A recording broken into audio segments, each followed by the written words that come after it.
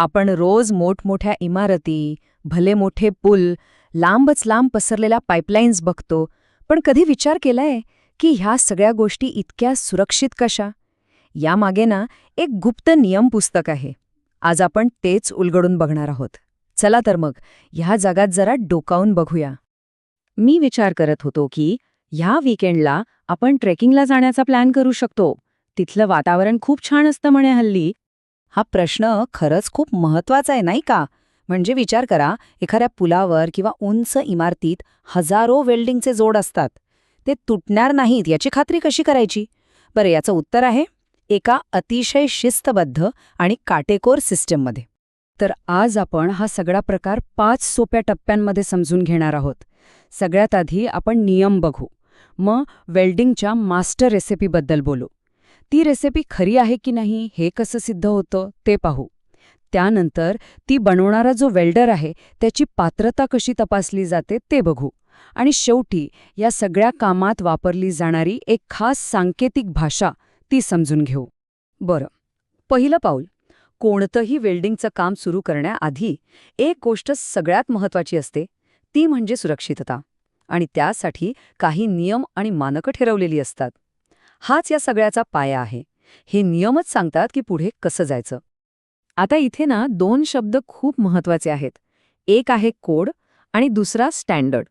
सोप्या भाषेत सांगायचं तर कोड म्हणजे कायदा, सरकारने बनवलेला नियम जो पाळावाच लागतो.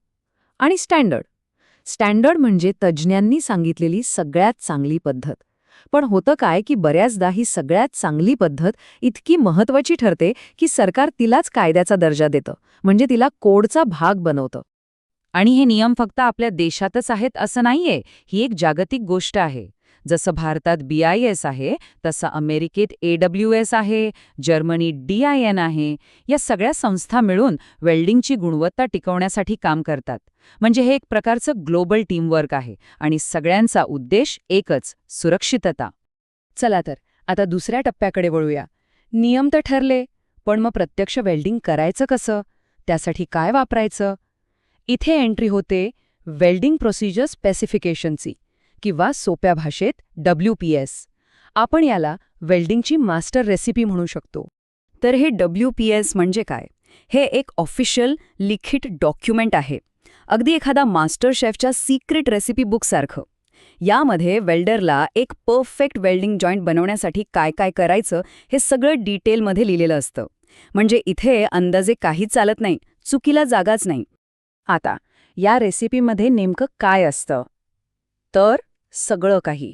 म्हणजे जॉईंटचं डिझाईन कसं असेल, कोणते धातू जोडायचे आहेत, त्यासाठी कोणती फिलर मेटल म्हणजे ती गोंद वापरायची, वेल्डिंग उभं करायचं की आडवं, कामाआधी धातू गरम करायचा की नाही, विजेचा करंट किती ठेवायचा, अशा सगळ्या लहान सहान पण अत्यंत महत्त्वाच्या गोष्टींचा तपशील या WPS मध्ये असतो. बरं, आता आपल्याकडे एक मास्टर रेसिपी म्हणजे WPS तर आहे, पण आपण एखादी नवीन रेसिपी बनवली तर ती आधी टेस्ट करून बघतो, बरोबर? तसंच इथेही आहे. ती WPS खराच कामाची आहे की नाही हे सिद्ध कसं करणार? आणि इथेच येतो तिसरा टप्पा, PQR म्हणजेच प्रोसिजर क्वालिफिकेशन रेकॉर्ड. PQR म्हणजे काय? तर त्या WPSचं एक ऑफिशियल टेस्टिंग रिपोर्ट किंवा सर्टिफिकेटच म्हणा ना. म्हणजे त्या रेसिपीनुसार आधी एक छोटा नमुना, एक टेस्ट पीस वेल्ड केला जातो, मग त्याची कडक तपासणी होते आणि या टेस्टिंगचे जे काही रिझल्ट्स येतात ते ज्या डॉक्युमेंटमध्ये लिहून ठेवले जातात तोच असतो PQR. आणि ही प्रोसेस एकदम सरळ आहे, स्टेप बाय स्टेप. बघा, आधी एक कच्ची प्रपोज रेसिपी म्हणजे WPS बनवतात. मग त्याप्रमाणे एक नमुना वेल्ड करतात. तिसऱ्या स्टेपमध्ये त्या नमुन्यावर वेगवेगळ्या टेस्ट केल्या जातात. काही टेस्टमध्ये तो नमुना तोडूनही पाहिला जातो, त्यालाच डिस्ट्रक्टिव्ह टेस्टिंग म्हणतात. जेव्हा या सगळ्या टेस्टमध्ये तो पास होतो तेव्हा त्याचे सगळे रिझल्ट्स PQRमध्ये नोंदवले जातात.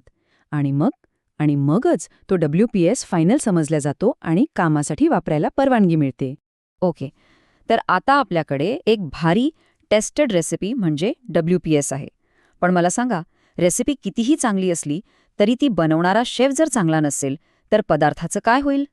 तेच लॉजिक इथेही लागतं. आता आपल्याला त्या शेफला म्हणजे आपल्या वेल्डरला सर्टिफाय करायचं आहे. हा आहे आपला चौथा टप्पा. यालाच वेल्डर परफॉर्मन्स क्वालिफिकेशन टेस्ट म्हणतात. यात काय होतं, तर वेल्डरला एक प्रमाणित WPS दिला जातो आणि त्याप्रमाणे त्याला वेल्डिंग करून दाखवायला सांगतात. यातून हे तपासलं जातं की तो वेल्डर ती रेसिपी वापरून एक मजबूत आणि चांगल्या क्वालिटीचा जोड बनवू शकतो की नाही. आणि ही टेस्ट काही साधीसुधी नसते. वेल्डरला वेगवेगळ्या पोझिशन्समध्ये वेल्डिंग करून स्वतःला सिद्ध करावं लागतं. म्हणजे जमिनीला समांतर वेल्डिंग करणं सोपं आहे, त्याला 1G म्हणतात. पण एखाद्या तिरप्या पाईपवर वेल्डिंग करणं, ज्याला 6G म्हणतात, ते खूपच अवघड असतं. आणि यात एक गंमत आहे, जर एखादा वेल्डर 6G सारख्या सगळ्यात अवघड टेस्टमध्ये पास झाला, तर तो त्यापेक्षा सोप्या पोझिशनसाठी आपोआप क्वालिफाय होतो. चला आता शेवटच्या आणि जरा टेक्निकल भागाकडे येऊया. ही जी सगळी पात्रतेची प्रोसेस आहे ना, ती सोपी करण्यासाठी काही सांकेतिक कोड्स वापरले जातात. यात मटेरियलला P, F आणि A नंबर्सच्या गटांमध्ये विभागलं जातं. ही एक प्रकारची वेल्डरची शॉर्टकट भाषाच आहे. सर्वात आधी आहेत P नंबर्स. P म्हणजे पेरेंट मेटल किंवा बेस मेटल, म्हणजे जे धातू आपल्याला जोडायचे आहेत, सारख्या गुणधर्मांच्या धातूंना एकाच P नंबर ग्रुपमध्ये टाकलं जातं. याचा फायदा काय? फायदा खूप मोठा आहे. म्हणजे प्रत्येक प्रकारच्या स्टीलसाठी वेगळी टेस्ट देण्याची गरज नाही. जर एखादा वेल्डर P1 ग्रुपमधल्या एका स्टीलवर पास झाला, तर तो त्या ग्रुपमधल्या सगळ्या स्टील्सवर काम करायला पात्र ठरतो. बघा, किती सोपं झालं काम. आता अगदी याच लॉजिकने काम करतात F नंबर्स. इथे F म्हणजे फिलर मेटल, म्हणजे वेल्डिंग करताना जी वायर किंवा रॉड वापरतात ती.